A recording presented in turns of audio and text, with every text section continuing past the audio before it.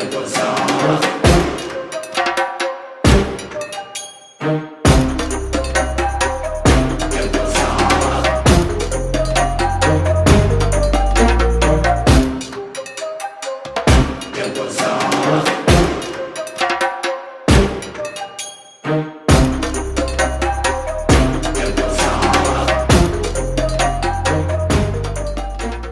my name is Nicola Watson and I will be hosting the debate today, and we're going to be looking at climate change and debating the motion, responsible consumption is the answer to the plastic pollution dilemma. Proposing the motion today, we have Juan Bennett, and opposing the motion, we have Odhran Fox. Please note the sides of the argument that have been selected at random and may not reflect the debater's personal opinion. And without further ado, I would like to invite Juan. Hello, how are you? Well, first of all, I would like to really talk about why it's important for people to make a change in their behavior, in their attitude as regards plastic issue. Well, we know that already the recycling system already exists in our houses, in our cities, and we can perfectly wash and recycle everything in our house. And if we do that in a more responsible way and doing it in a correct way and really segregating everything in the blue bin or in the bin that is the accurate one, we should like increase the efficiency, and the company who treats the plastic will do a better job and will really make the use the plastic in the future with a better efficiency. Also, when we go to big supermarkets, here we really find that there are some fruits or lots of vegetables that are packed with even like 3 layers of plastic. I think we have to be really responsible and be conscious of, rejecting those kind of products. We can see it easily when we have something like this with 3 layers, and we should really reject this because something about common sense, I think. Also, plastic use, we have to be aware that plastic use is something that is not, haven't been for always. I mean, 0.001% of humanity history was with plastic and with general waste. We don't have to think that this was forever. We have to always remember that this is really new, only about the last decades. So we don't have to be in that comfortable place of saying, well, life is like this, plastic has been always been used. We know that it's not like that. So we shouldn't be in a comfortable place. We should go out from that comfort zone, I think. And it's not, making this work at home only takes only 1-2 minutes a day. So that's not an excuse, I think.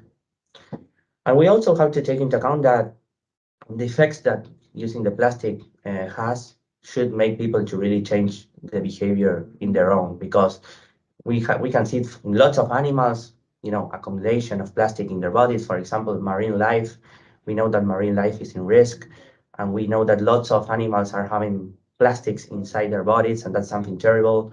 We can see lots of images in the ocean, videos. It's something that we are able to see documentaries. We know that that's happening.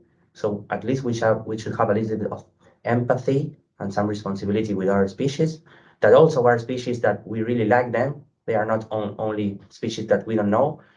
They are like even animals that we know that they exist. And also, if we talk about something even that is more like risky and something more terrible, is that microplastics can end also in our body, inside our body. It is really, we can see that the plastics are in our organs. There have been lots of research and studies that have been showing that the plastics are inside our body.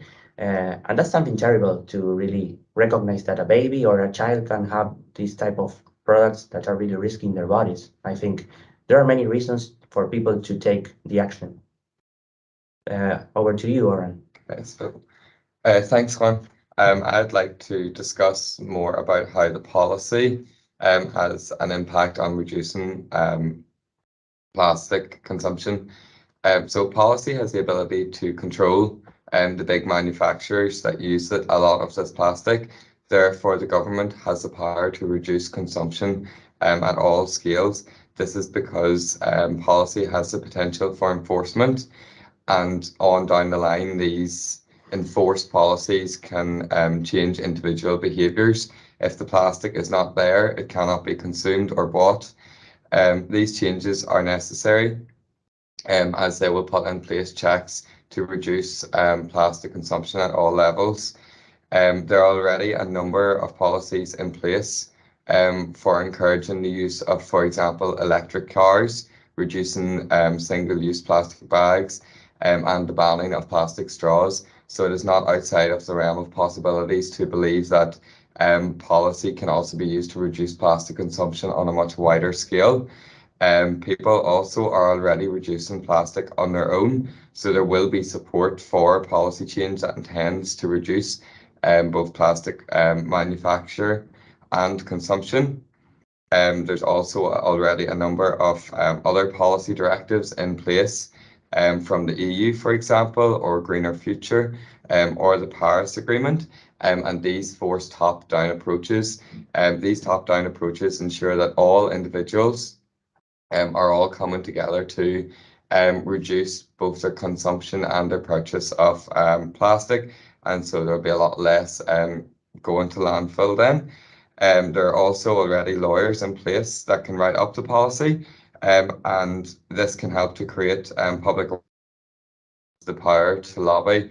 Public awareness is another big issue that policy can solve, in that some funding that can be set aside by certain policies can bring about public awareness campaigns, and also bring in other mitigations that may reduce plastic consumption at multiple scales.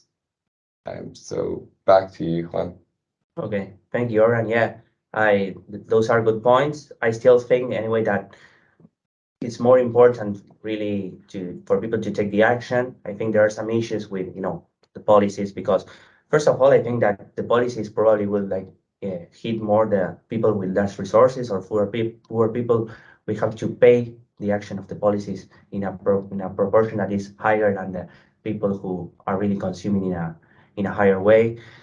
Also, I think that it would be really actually difficult to get control, because how do you reassure that companies won't be offered like briberies to the government from the companies? I think would be quite difficult to really control the relationship between companies and the government. And also, I think that the policy shouldn't change. If we make a policy, it would be changed for everything. And I think there are some products that people really prefer to have them like still using the plastic because of hygiene issues, or it's safer to do it with the plastic. So it's not that we should delete plastic for every product. There are still things that are more convenient to do it in plastic because it's more convenient and comfortable. So, well, back to you, Odhran. So I think we already have recycling, but the individual is much too small of a scale. There are a lot of beliefs surrounding hygiene concerns about products not being packaged in plastic. However, plastic may not be the only option there. So through having this policy in place, it might be possible. There is also a belief that there is no point in individuals reducing their plastic when much higher quantities are wasted elsewhere. We also live in a throwaway society that has become massively normalized, and plastic is what is available in most shops. So policy may need to change before expecting the individual to.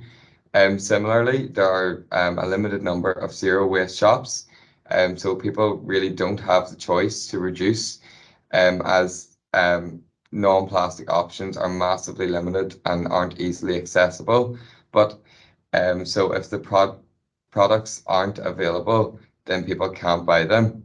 There's also maybe a lot of people that just can't be bothered to go the extra mile to reduce their own consumption.